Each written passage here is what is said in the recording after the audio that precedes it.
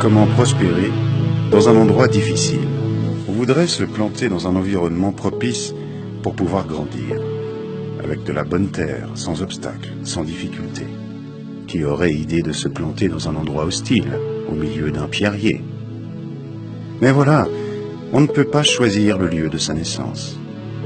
On peut naître dans une famille dysfonctionnelle, avec des parents qui ne s'entendent pas, dans des familles recomposées.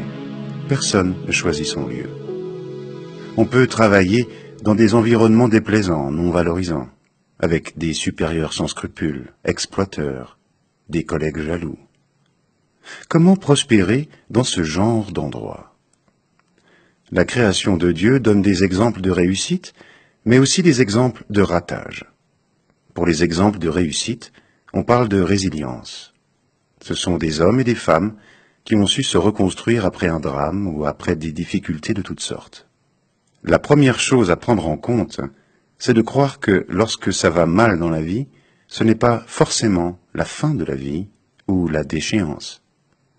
La Bible est truffée de récits qui montrent comment nombre de personnes se sont sorties d'un piège, d'une catastrophe, d'une difficulté insurmontable. Il faut se poser les bonnes questions, pas celles du pourquoi. Pourquoi ça m'arrive à moi? Est-ce que Dieu me punit? Est-ce que je suis aussi nul pour en arriver à ce point?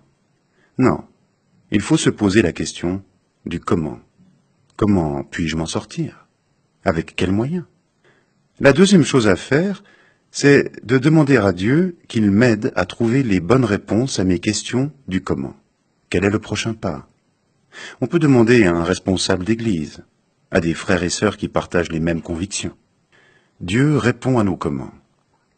Parfois, à la suite de nos prières, il élimine carrément les obstacles. Parfois, il nous transpose carrément dans un autre environnement, et c'est souvent une bonne solution pour fuir les contextes toxiques. Mais la plupart du temps, il nous aide à intégrer l'obstacle, à le maîtriser, à le neutraliser et à en faire un allié. Imaginez cet arbre en prise avec un violent coup de vent, une tornade. Il ne va pas s'envoler avec la pierre. Ça veut dire aussi que l'obstacle peut devenir un allié, une manière de donner beaucoup de stabilité. Dans notre parabole, la terre est importante. C'est elle qui nourrit, ainsi que l'eau. Mais ce qui devient important, ce sont nos racines. La manière dont on les développe. Les racines culturelles, sociologiques, mais aussi spirituelles. Comment faire croître ces racines? Premier principe, c'est de commencer petit. S'incruster dans l'obstacle. Chercher la faille où je peux m'accrocher. Une personne jalouse manque peut-être de confiance en soi. Comment valoriser la confiance de celui qui me barre le chemin? Comprendre la forme de l'obstacle ou du problème pour mieux épouser les formes de celui-ci. Pourquoi telle ou telle personne réagit ainsi vis-à-vis de moi? Si j'ai compris le pourquoi de sa réaction, je peux aussi développer le comment. Hélas, il y a aussi des échecs. On a bien commencé, mais à un moment donné, la vie a basculé, on a pourri sur pied. Y a-t-il un espoir pour celui qui a essuyé un échec de vie? Oui. Parce que, pour Dieu, il y a toujours la possibilité de recommencer des expériences ratées.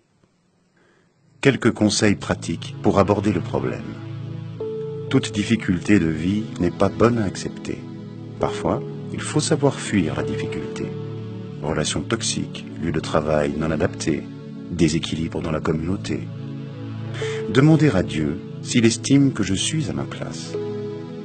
Ne pas désespérer face à l'immensité de l'obstacle. Si Dieu pense que je suis à ma place, il me donnera aussi les ressources pour prospérer. Chercher dans la prière où se trouve la faille pour y planter mes racines. Je peux aussi considérer que le rocher, c'est Dieu. Je me plante sur le rocher. Aucune bourrasque ne peut me déloger de ce rocher. Et voici un texte tiré de la Bible qui pourrait nous donner une explication complémentaire. Psaume 61. Mon Dieu, je voudrais habiter pour toujours dans ta maison. Ô Dieu, écoute mon cri, sois attentif à ma prière. Quand je suis découragée, du bout du monde, je crie vers toi. Conduis-moi sur le rocher que je ne peux atteindre. Oui, tu es pour moi un abri. Avec puissance, tu me protèges contre l'ennemi. Je voudrais habiter pour toujours dans ta maison, me réfugier à l'ombre de tes ailes. Toi, mon Dieu, tu écoutes mes souhaits. Tu donnes ce qu'il désire à ceux qui t'adorent. Donne longue vie au roi, ajoute des années à ses années. Qu'il gouverne pour toujours devant toi, que ton amour et ta fidélité le gardent. Alors, je chanterai sans cesse pour ton nom, et jour après jour, je tiendrai mes promesses.